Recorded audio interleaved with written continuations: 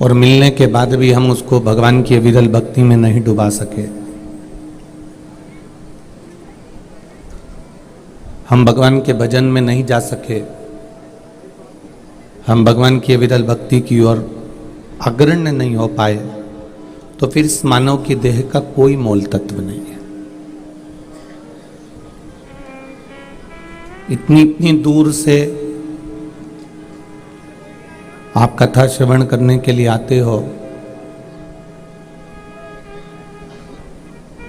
कोई 50 किलोमीटर, कोई 25 किलोमीटर, कोई 40 किलोमीटर, कोई 30 किलोमीटर, कोई 20 किलोमीटर, कोई 22 किलोमीटर, कोई 100 किलोमीटर, कोई 150, कोई 500, कोई 700, इतनी दूर दूर से आप कथा को श्रवण करने के लिए आए हो। और इतनी दूर से कथा सुनने आने के बाद भी यदि श्रेष्ठता से हम उसको ग्रहण ना कर सकें तो हमारा जीवन व्यर्थ है।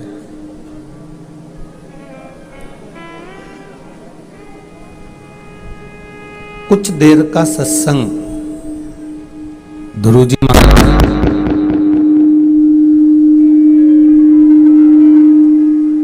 कुछ देर का सत्संग ध्रुव जी महाराज को प्राप्त हुआ और कुछ देर का सत्संग जो ध्रुव जी महाराज को प्राप्त हुआ, उस कुछ देर के सत्संग से ध्रुव जी महाराज ने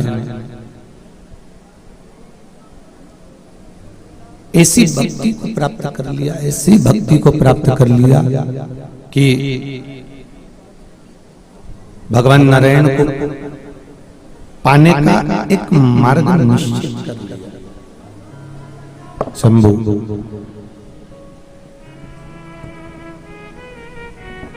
भगवान नारायण को पाने का एक मार्ग निश्चित कर लिया। अब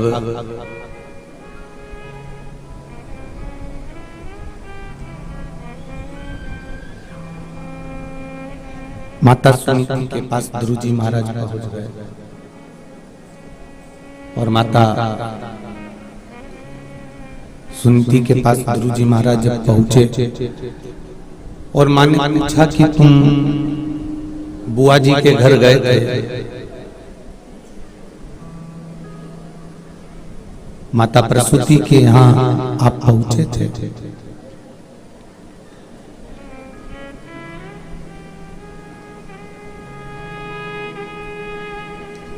तो आपने प्रसूति माता के यहाँ से जो ग्रहण कर आए हो, प्रसूति माता के यहाँ से जो सीख कर आए हो, प्रसूति माता के यहाँ से जो लेकर आए हो,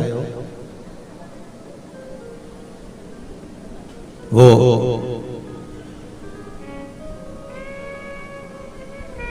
आपके जीवन में कहीं ना कहीं आपको फल की अनुभूति जरूर कराएगा,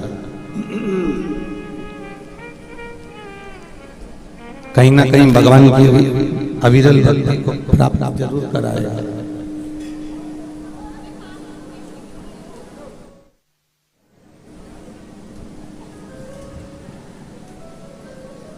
अब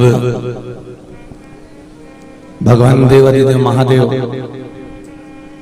कि जो तुमने रस तत्व कथा को ग्रहण किया है, जिस सत्संग को तुमने ग्रहण किया है, जिस भजन को तुमने ग्रहण किया है, जिस कीर्तन को तुमने ग्रहण किया है, उसको दृढ़ बनाना है।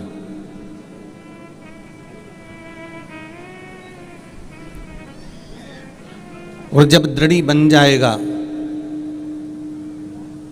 तो जिसको तुम पाने का प्रयास करोगे वो तुम्हारे सम्मुख में होगा।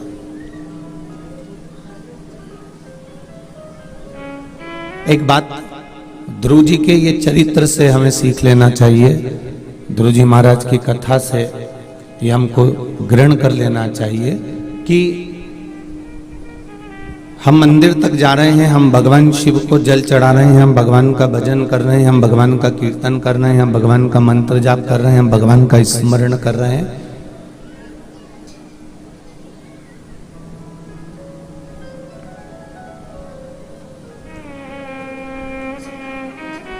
यदि उसकी चौखट तक, उसके दरवाजे तक, उसके मंदिर तक, उसकी कथा तक हम पहुंच रहे हैं, तो ये निश्चित है कि आप भगवान की निगाह में हो और भगवान आपको कुछ अच्छा बनाने का प्रयास कर रहा है।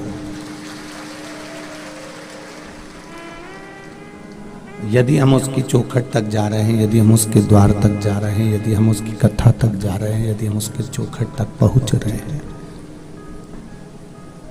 हम उसके दरवाजे तक यदि पहुंच रहे हैं, तो ये अपने भीतर ये भाव आ जाना चाहिए कि हम उसकी दृष्टि में हैं, हम उसकी निगाह में हैं।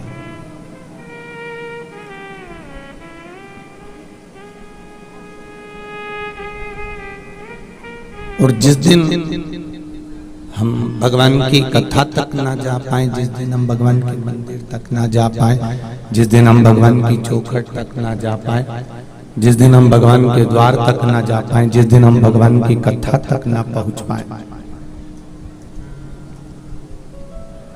तो ये समझ लेना चाहिए कि उस परमात्मा ने अपनी दृष्टि हम पर से हटाई।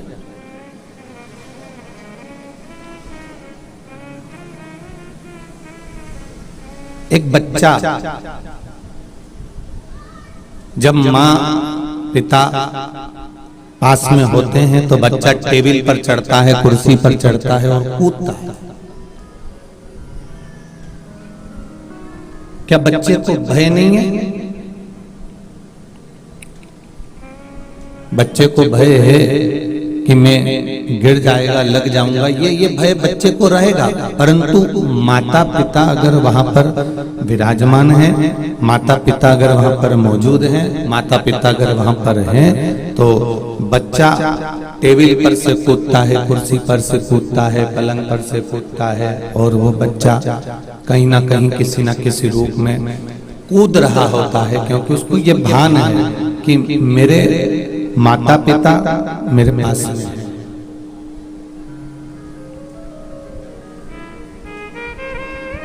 मेरे माता पिता मेरे पास में हैं, ये उसको भान है। और अगर मैं गिर भी गया, मैं कहीं मुझे चोट लग भी गई, तो मेरे माता पिता मुझे गोदी में झेल लेंगे, गोदी में उठा लेंगे। ये उसको भान है, ये उसके स्मरण में है, ये उसकी चित्तवृत्ति में है। उसी तरह माता पिता नजदीक में है तो बच्चा कूदता है टेबल पर से, कुर्सी पर से, उसको भान रहता है कि ये मुझे गोदी में झेल लेंगे। आप मंदिर जा रहे हो, आप शिवालय जा रहे हो, एक लोटा जल भगवान शिव जी को रोज प्रतिदिन चढ़ा रहे हो, और रोज महादेव की दृष्टि में आप आ रहे हो, और रोज शिवालय जाकर, रोज टीवी पर, मोबाइल पर, कथा पंडाल में कहीं ना कहीं कथा को श्रवण कर रहे हो, तो ये समझ लेना जैसे माता पिता के रहते हुए बच्चा टेबल पे से कूद जाता है, पलंग पर से कूद जाता है, और माता पिता सम्मुख रहते हैं तो बच्चे को भय नहीं रहता। आप प्रतिदिन शिव के मंदिर में जाकर एक लोटा जल चढ़ा रहे हो, कथा सुन रहे हो, तो तुम भी ये स्मरण में रखना कि भोलेनाथ और माता पार्वती माता पिता के रूप में हमारे साथ है, तो हमें भी संसार का भय है, हमें संसार सागर का भय नहीं है।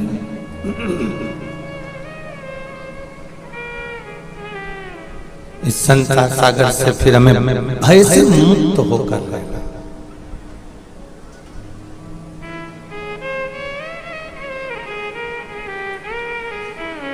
तेरी कृपा बिना न हिले एक भी अणु, लेते विश्वास तेरी कृपा से तनु तनु।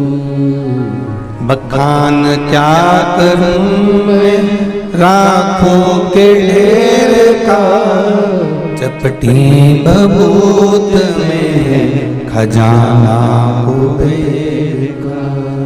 हे गंगाधार मुक्ति द्वार ओमकार तू, भोले ओमकार तू। आयुषण बिहारी शंभु तार तार तू। हम मंदिर तक जा रहे हैं, हम देवालय तक जा रहे हैं, हम शिवालय तक जा रहे हैं, उसके बाद हम कोई भी कर्म कर रहे हैं तो हमें भय नहीं है, क्योंकि हमारा माता पिता, हमारे शिव, हमारे पार्वती, हमारे ओघड़दानी, हमारे त्रिकालदर्शी, हमारे कैलाशी, हमारे शिव हमारे साथ में है। हमारे भोलेनाथ हमारे साथ में है।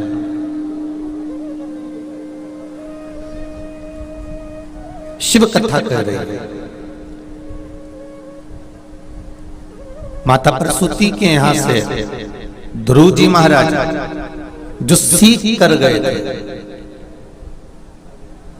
जो उन्होंने स्मरण करा था, जो प्राप्त किया था, उस प्राप्त करने के बल पर उन्होंने भगवान विष्णु को प्राप्त किया। कथा के पंडाल में जब भी आप कथा सुनने के लिए आए, कथा के पंडाल में जब भी कथा श्रवण करने के लिए आए, या टीवी के सामने आप 1 बजे से 4 बजे तक या 2 बजे से 5 बजे तक जब भी विश्व महापुराण की कथा को आप श्रवण करें, तो आपके भीतर यह भान होना चाहिए कि हम जो ग्रहण कर रहे हैं उसमें से थोड़ा अपनी जिंदगी में हम उतारे। हम जो ग्रहण कर रहे हैं उसको अपने जीवन में थोड़ा सा उतारने का प्रयास करें। हम जो ग्रहण कर रहे हैं उसको अपने जीवन में थोड़ा ना थोड़ा रूप में हम उसको उतारने का प्रयास करें।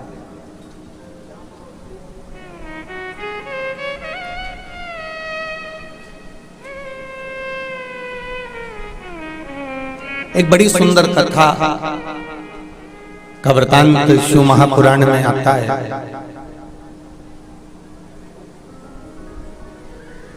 एक पनिहारन जिसका काम था पानी को भरना, सेठ जियों के घर जाना, लोगों के घर जाना और पानी भरने, उनके घर में पानी भर कर आना, पनिहारन का काम था।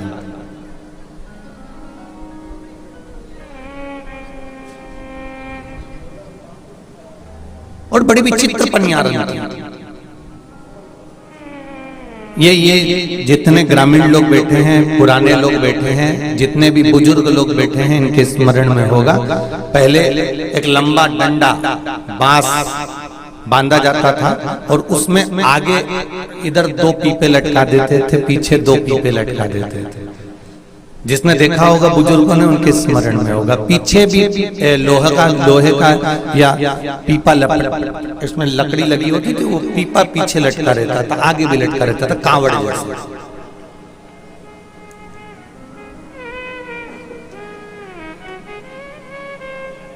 और कोई पनिहार, कोई पानी भरने वाला, उन सेठ जी के घर में जब शादी होती, ब्याह होता, फंक्शन होता, कोई कार्यक्रम होता, तो ये पानी का टैंकर वेंकर ये तो बाद में चालू हुआ।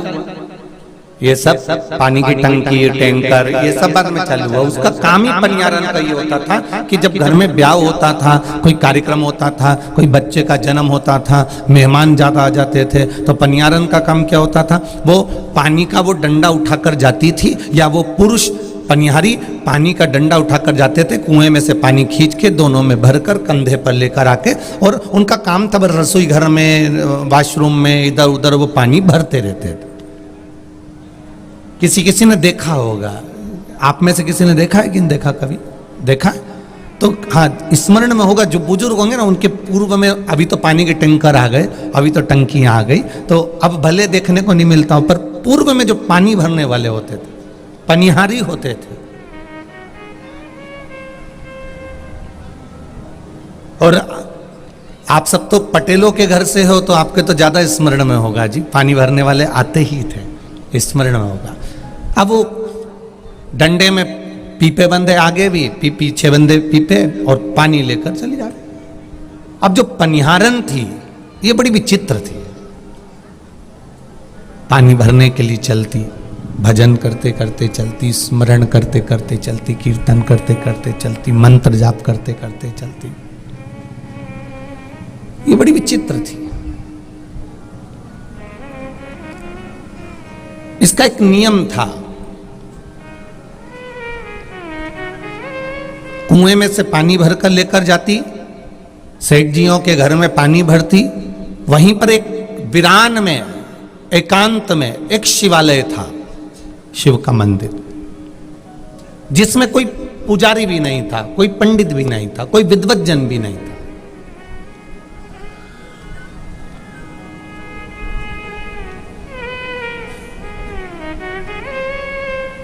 कई कई शिवालय, शिवलिंग, कई कई शिव मंदिर ऐसे रहे हैं। आप लोगों के स्मरण में होगा, शिव पुराण जब नहीं चालू हुई थी उससे पहले जितने भी शिवालयों का आप दर्शन करेंगे, कई शिवालय आपकी जिंदगी में ऐसे मिले होंगे जो शिवालय में ताला ही डला रहता था, जो शिवालय में कोई नहीं जाता था। केवल शिवरात्रि पर, सावन महीने में, या कभी कोई भूले चूके सोमवार के दिन लोग चले जाते थे। ऐसे कई शिवालय थे।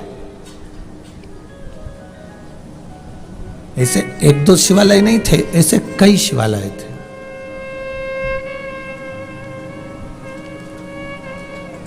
वो तो वेद व्यास जी महाराज का बड़ी कृपा हुई, और वेद व्यास जी महाराज की बड़ी करुणा हुई जिन्होंने ये शिव महापुराण की रचना करी, और वो शिव महापुराण की रचना करी और जनमानस तक वो शिव पुराण पहुंच गई। तो शिवालयों में भी भक्तों का जमावड़ा चालू हो गया, भक्तों का जाना प्रारंभ हो गया।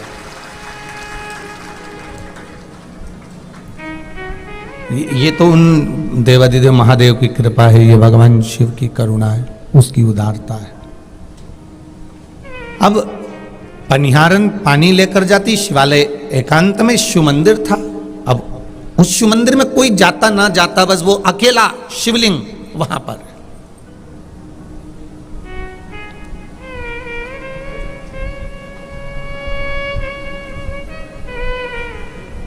एकांत में शिवलिंग अकेला।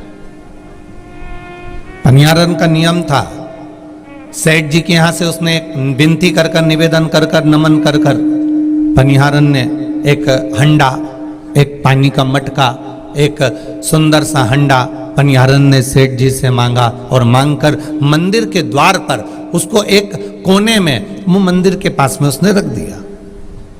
अब मंदिर के पास में रखा, और पनिहारन क्या करती, कुएं में से पानी लेकर आती और पानी लाती, सेठ जी के यहाँ जाती तो थोड़ा थोड़ा पानी उस मटके में, उस हंडे में डालती हुई चली जाती।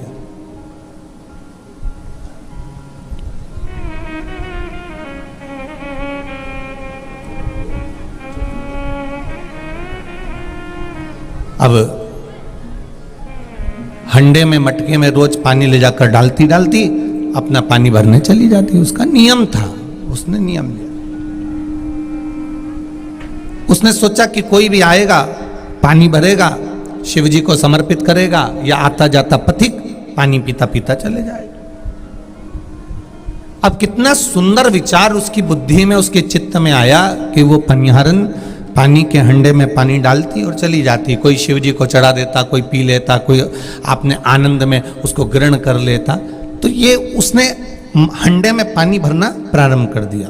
समय बीता, इस पनिहारन का कोई भी नहीं था, ना इसका पति था, ना इसके रिश्ते थे, ना इसके नाते थे, ना इसका कोई कुटुंबी था, ना इसके घर में कोई संतान थी। समय बीतता बीतता बीतता बीतता 6-8 महीने हो गए, महीने निकलते गए, वर्ष हो गया, वर्ष निकला, 1.5 वर्ष निकल गया। 1.5 वर्ष जो इसने हंडे में पानी भरती थी, चली जाती थी। एक दिन उसी शिवालय के बाहर एक छोटा सा बच्चा कोई छोड़कर चले गया।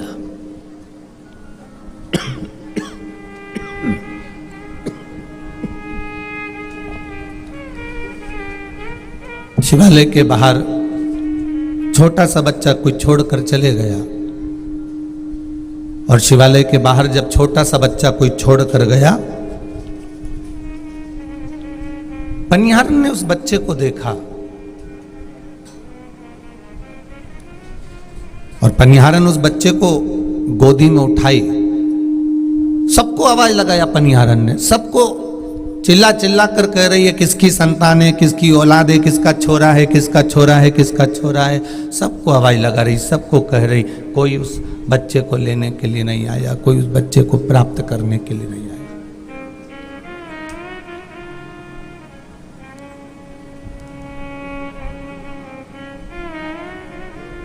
कोई लेने नहीं आता। बहुत बहुत आवाज लगाई गई, बहुत कहा गया, बहुत कहा गया, पर कोई नहीं। अब पनिहारन ने नियम बनाया, बच्चे को लेकर घर चली गई, रोज आती, रोज बैठ जाती। सेठ जी ने आकर पूछ लिया पनिहारन से, क्यों तू आजकल जल भरने नहीं आ रही है, पानी भरने नहीं आ रही है? अरे सेठ जी, द्वार पर एक बच्चा शिव मंदिर के द्वार पर मिल गया, वो छोटा सा बच्चा रो रहा था, मैंने गोदी में ले लिया। मैं रोज मंदिर की चौखट पर आकर बैठती हूँ, ये बच्चा जिसका हो वो लेकर चले जाए। रोज आवाज लगाती हूँ, रोज चिल्लाती हूँ, पर कोई आता ही नहीं है।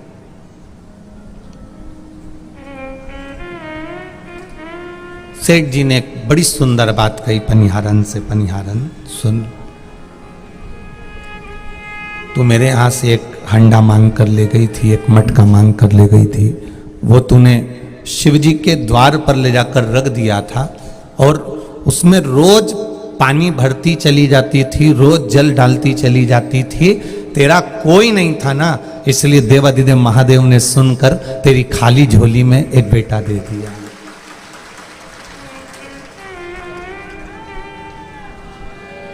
ये कैसे कृपा करता है, वही जान सकता है। एक बच्ची ने एक पत्र लिखा है,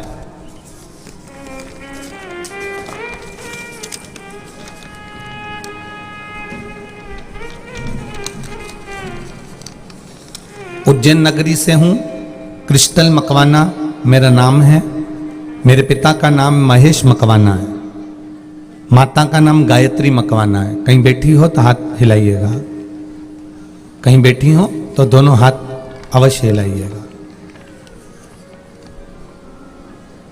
मेरा नाम क्रिस्टल मकवाना, पिता का नाम महेश मकवाना, माता का नाम गायत्री मकवाना है गुरुजी। 2022 से कथा सुन रही हूं गुरुदेव, कुछ ही समय हुआ है कथा सुनते सुनते। मेरी 11वीं की परीक्षा थी, आर्थिक स्थिति ठीक ना होने के कारण बस 3 वर्ष से स्कूल की फीस जमा नहीं हुई थी। जब 3 वर्ष से स्कूल की फीस जमा नहीं हुई तो स्कूल वालों ने परीक्षा देने से मना कर दिया। कथा में आप कहते हो गुरुजी, सारी समस्या का हल एक लोटा जल। आर्थिक स्थिति ठीक नहीं, 3 साल की फीस कैसे जमा करते? बस जल चढ़ाना प्रारंभ कर दिया और बाबा से रोज प्रार्थना करती कि मैं 11वीं में पहुंच गई हूं, 3 साल से स्कूल की फीस जमा नहीं है, परीक्षा देने का मना कर दिया है, अब फीस आपको भरना है बाबा। 1 लोटा जल रोज चढ़ाती, शिव जी से प्रार्थना करती और बाबा की कृपा ऐसी हुई, मेरी टीचर का फोन आया और कहती है कि तुम परीक्षा देने बैठ सकती हो, फीस की व्यवस्था किसी ने कर दी है। ये शिव तत्व। बेटी ने एक फोटो भी बड़ा सुंदर बनाकर भेजा, एक बार बच्ची के लिए जोरदार ताली बजाएं। ये शिव तत्व है। ओ घड़ी, आप उस पर कर रहे हो भरोसा, आप उस पर कर रहे हो विश्वास, और जब भरोसा और विश्वास दृढ़ होता है, प्रबल होता है, तो वो परमात्मा का साक्षीकरण, वो परमात्मा का दर्शन अवश्य होगा।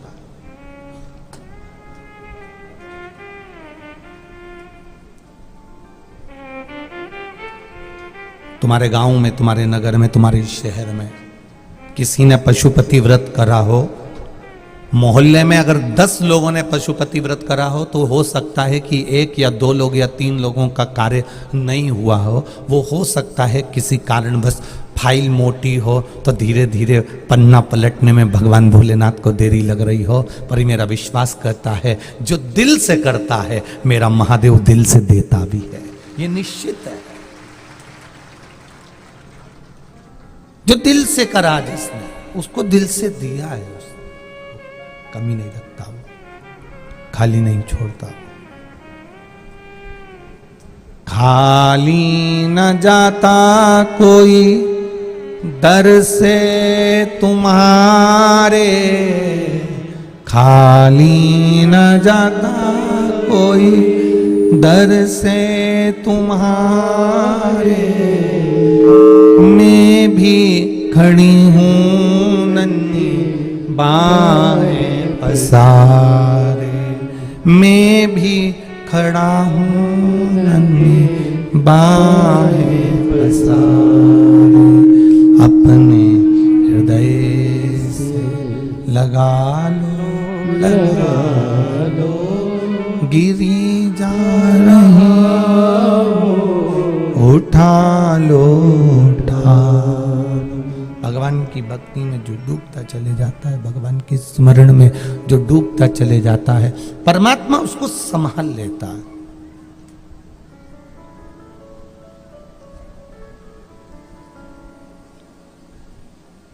मेरा शिव उसको साध लेता है। पनिहारन ने बच्चे को गोदी में ले लिया। सेठ जी ने कह दिया, तूने जो शिव जी के मंदिर में हंडा रखा है, जो तूने शिव जी के मंदिर में एक घड़ा रख दिया, तूने शंकर के मंदिर में एक हंडा रख दिया, और उसमें अगर कोई तू पानी डाल रही है, तू जल भर रही है, तू जल भरते जा रही है, जल भरते जा रही है, तो मेरे ओगरदानी ने, मेरे शिव जी ने, मेरे शंभू ने, मेरे त्रिकालदर्शी, मेरे कैलाशी ने सुन लिया। मेरे शंकर ने वो सुन लिया, इसलिए तेरी गोदी में ये पुत्र दे दिया, तेरी गोदी में ये बेटा दे दिया। अब तू इस बेटे को रख ले। 20 दिन हो गए, 22 दिन हो गए, 1 महीना हो गया, इस बच्चे को तू अपने पास रख। पनिहारन ने उस बच्चे को अपने पास में रख लिया। अब धीरे धीरे धीरे धीरे धीरे धीरे करके वो बच्चा बड़ा हो गया।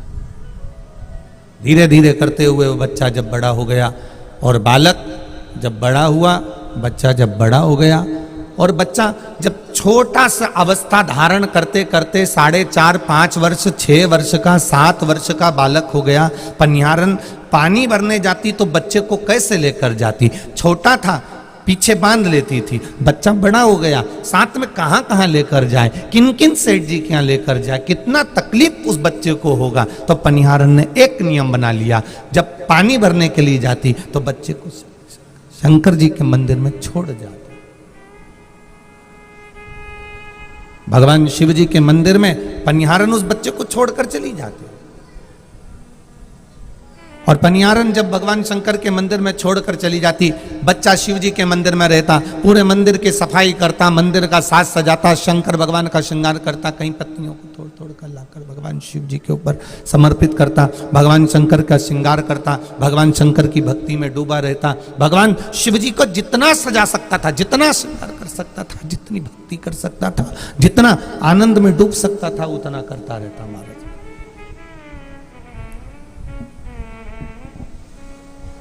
जितनी कर सकता था उतना करता।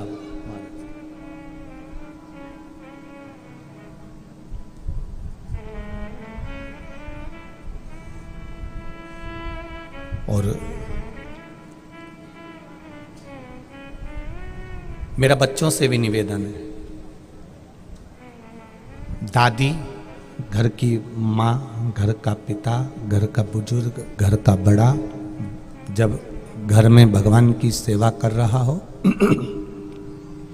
श्रृंगार कर रहा हो, भगवान की भक्ति में जब डूबा पड़ा हो, घर के बच्चों से निवेदन है, उसको देखकर आप भी भगवान की सेवा को, भगवान के श्रृंगार को समझने का प्रयास करिएगा।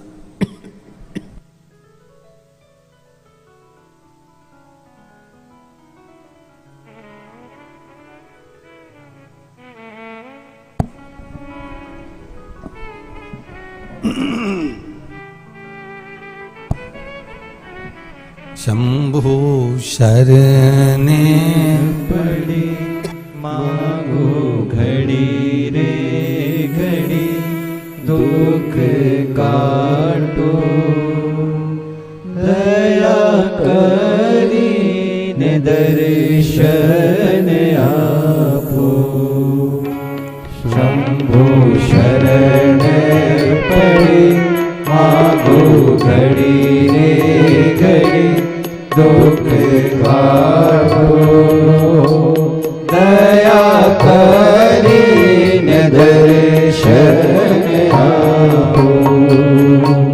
शंभु शरण पड़ी मांगो घड़ी रे घड़ी, दुख काटो दया करीने दर्शन आपो। पनिहारन करी उस बच्चे को छोड़कर चली जाती है, और बच्चे को जब छोड़कर पनिहारन चली जाई, बच्चा शिव की सेवा में, भगवान शंकर की भक्ति में, भगवान शिव की उपासना में लग गया। और बच्चा जब भगवान शिव की आराधना में, भगवान शंकर की भक्ति में रम गया, इतना रम गया, इतना रम गया, इतना रम गया कि शिव भजन के बिना, शिव भक्ति के बिना, शिव स्मरण के बिना एक क्षण भी नहीं रह पा रहा, एक क्षण।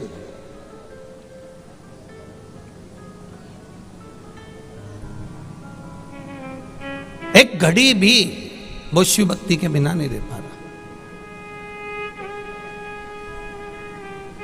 जब एक घड़ी भी वो शिव भक्ति के बिना नहीं रह सकता, पनिहारन आती, बच्चे को लेकर चली जाती। समय ऐसा बीतता गया, ऐसा बीतता गया कि पनिहारन बच्चे को मंदिर में छोड़ती, केवल लेकर चली जाती। बच्चा दिन भर भूखा रहता, दिन भर कुछ भी भोजन नहीं करता, भोजन ग्रहण नहीं करता।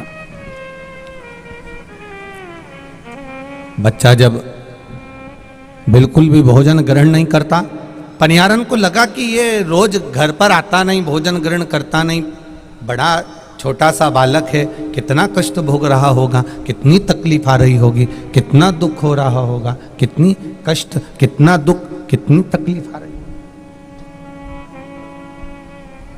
अब विचार किया, सोचा क्या करा जाए। पनिहारन ने एक कपड़े के अंदर 2 रोटी बांध लेती, थोड़ा सा चटनी है, जो भी प्रसाद होता वो बांध कर, भोजन बनाकर अपने उस बच्चे को दे देती, जिसका नाम उसने हर रखा था। क्या नाम रखा था? हर। उस हर को देकर आ जाती और उस हर को वो भोजन प्राप्त हो जाता। अब हर ऐसा कि भगवान की भक्ति में इतना डूबा, इतना डूबा, इतना डूबा, भगवान की भजन में इतना डूबा, भगवान की भक्ति में इतना डूबा, इतना स्मरण में डूबा रहा, इतना स्मरण में डूबा रहा कि जो माँ भोजन रखकर भी जाती तो वो हर भोजन नहीं कर पाता था।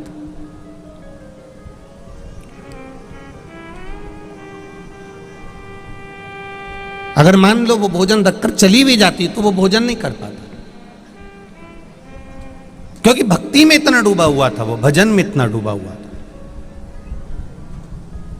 अब एक दिन माँ ने देखा कि बच्चा बड़ा दुर्बल हो गया, बड़ा दुबला सा दिख रहा है, बड़ा दुर्बल सा दिख रहा है, बड़ा दुबला और बड़ा दुर्बल दिख रहा है।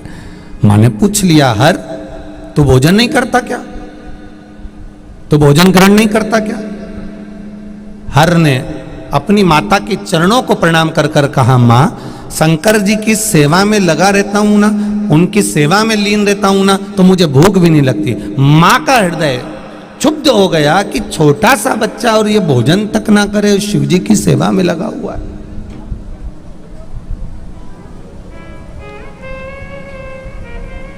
छोटा सा बच्चा और भोजन भी नहीं कर रहा है, भोजन भी ग्रहण नहीं कर रहा है।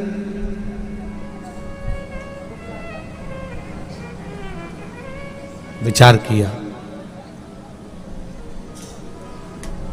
मां ने कहा, कल से भोजन अगर मैं देकर जाऊंगी तो नियम भोजन में अपने हाथों से तुझे कराकर जाऊंगी। बड़ी बड़ी सुंदर चरित्र है ये हर का,